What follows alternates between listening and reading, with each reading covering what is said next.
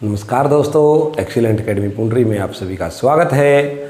आज हम करेंगे बच्चों हिंदी वर्णमाला से संबंधित शब्द, विषम शब्द चुनिए।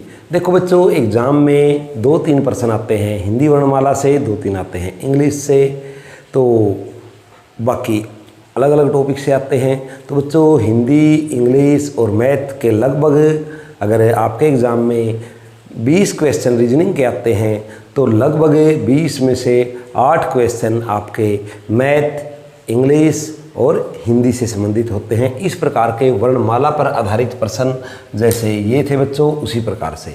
तो देखिए बच्चों, पहला प्रश्न है आपका, बड़े ही आसान होते हैं, केवल आपको सोचना होता है थोड़ा सा इनके बारे में। दूसरा एक और फायदा है बच्चों, इन प्रश्नों से आपकी जीके यानी जनरल नॉलेज भी बढ़ती है।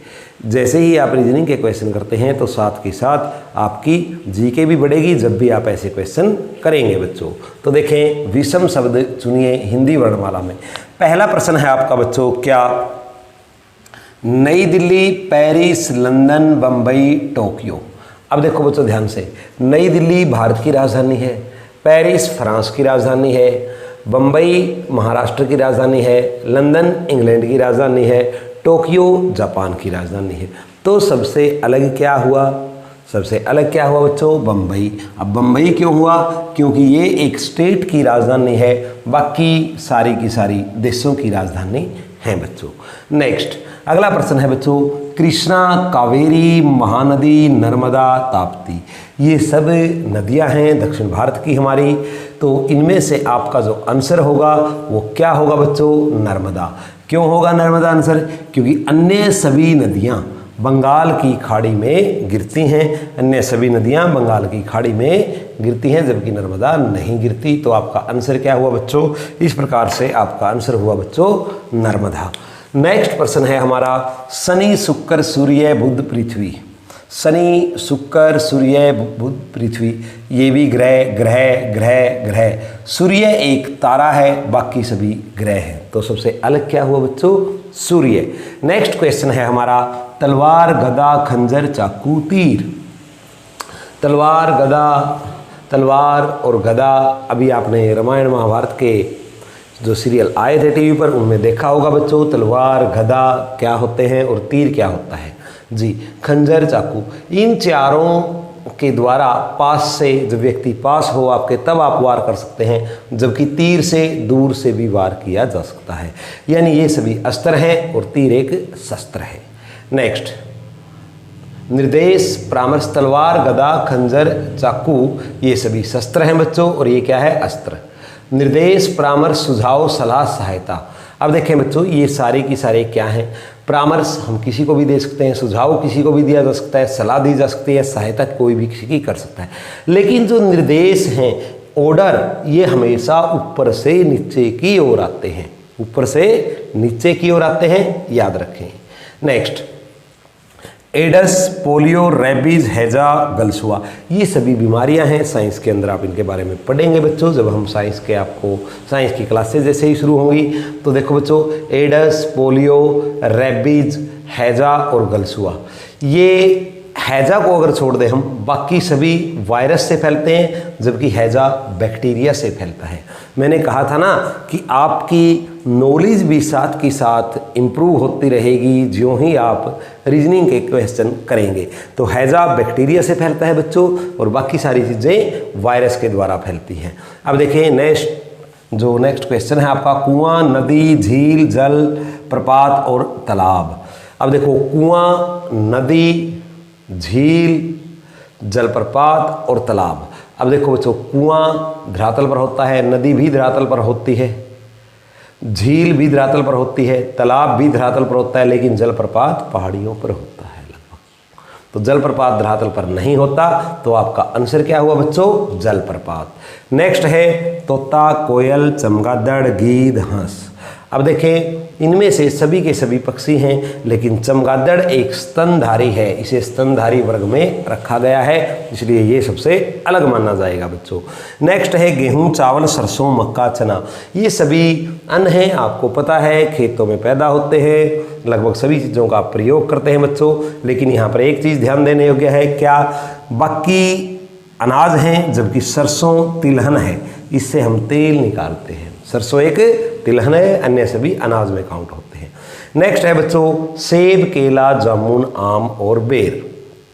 अब देखो सेब, केला, जामुन, आम, बेर सभी के सभी फल हैं, लेकिन ध्यान दो बच्चों कि केला है जो इसके अंदर बीज नहीं होते, अन्य सभी के अंदर बीज होते हैं। तो ये बनता है। अब नेक्स्ट देखें बच्चों, जो अगले प्रश्न है आपके, होटल, रेस्तरां, मोटल, सराय, डाक बंगला। अब इसका आंसर क्या होगा बच्चों? होटल, रेस्तरां, मोटल, सराय, डाक बंगला। इसका आंसर होगा रेस्तरां, क्योंकि रेस्तरां यानी रेस्टोरेंट क्या होता है, रेस्तरां क्या होता है, होटल और मोटल, सराय, डाक बंगला अलग होते हैं। और रेस्तरां क्या होता है? रेस्तरां वहाँ वो होता है जहाँ पर हम सिर्फ भोजन कर सकते हैं, लेकिन अन्य सभी के अंदर हम ठहर सकते हैं। इनका हमें कारण भी पता होना चाहिए बच्चों कि ये आंसर क्यों है, तभी पता चलेगा कि हमारी नॉलेज बढ़ी कि नहीं बढ़ी। नेक्स्ट अगला प्रश्न है हमारा बच्चों, देखो क्या, गाजर, अदरक, आलू, मूली, केर। गाजर जमीन के नीचे होती है, अदरक भी जमीन के नीचे होता है, आलू भी जमीन के नीचे होता है, मूली भी जमीन के, जबकि केर एक पेड़ होता है, ये बाहर होता है जमीन से।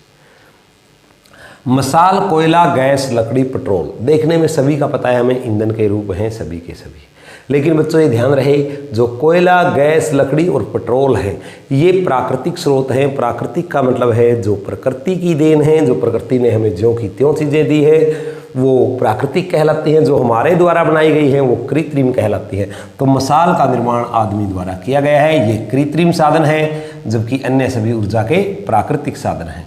जनवरी, अगस्त, मई, मार्च और जुलाई सभी महीनों के नाम हैं, और सभी महीनों में 31 दिन होते हैं।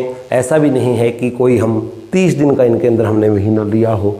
तो फिर आंसर क्या होगा? कई बार ये होता है बच्चों कि महीने दिए होते हैं, 4 महीने 31 के दिए होते हैं, 1 महीना 30 का, लेकिन यहाँ पर सभी के सभी महीने 31 के दिए हुए हैं। तो फिर आंसर क्या होगा? जनवरी आपका फर्स्ट महीना होता है, अगस्त 8th होता है, मई 5, मार्च 3 और जुलाई 7 होता है। अन्य सभी महीने विषम हैं बच्चों, लेकिन अगस्त एक सम महीना है, तो आंसर क्या हुआ? अगस्त। नेक्स्ट है बच्चों speedometer, voltameter, diameter, lactometer, thermometer. Speedometer speed मापने के काम आता है, वोल्टामीटर वोल्टेज मापने के काम आता है, लेक्टोमीटर दूध की शुद्धता ज्ञात करने का यंत्र होता है, थर्मामीटर तापमान ज्ञात करने का यंत्र होता है, जबकि डायामीटर कुछ भी मापने का यंत्र नहीं होता, बल्कि जैसे हम बोलते हैं एक वृत्त हुआ बच्चों, ये वृत्त का अंदर एक त्रिज्या होती है, एक व्यास होता है, व्यास को इंग्लिश में हम डायामीटर बोलते हैं। ये किसी चीज़ का मापन यंत्र नहीं होता, बल्कि स्वयं एक माप होता है जो वृत्त के 2 बिंदुओं की अधिकतम दूरी होती है। वृत्त के 2 बिंदुओं के बीच की जो अधिकतम दूरी होती है वो व्यास कहलाती है, यानी डायामीटर कहलाती है बच्चों।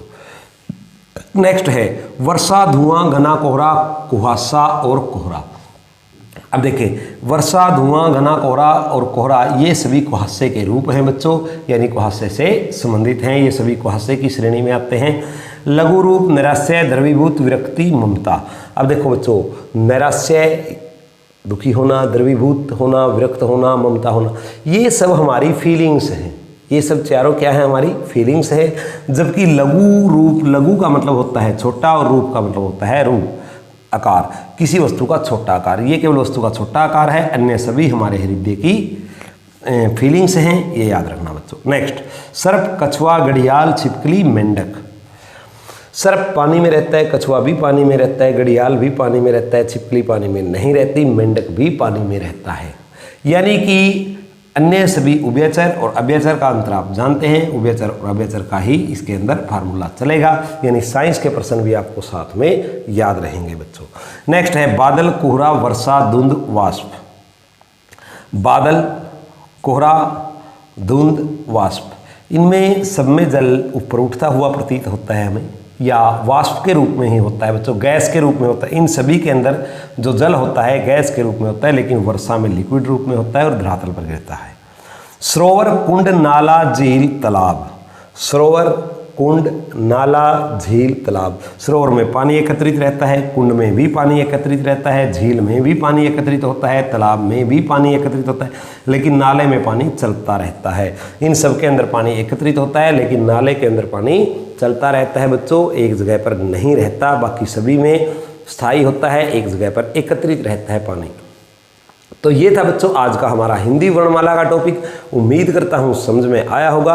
आपके पास जो भी हेल्प बुक है उससे ऐसे प्रश्न कीजिए। अगर उसके बावजूद भी लगता है कोई प्रश्न आप नहीं कर पाए तो कमेंट बॉक्स में लिखकर हमें बताएं, हम आपकी प्रॉब्लम को सॉल्व करेंगे। तो आज के लिए इतना ही बच्चों, धन्यवाद, जय हिंद।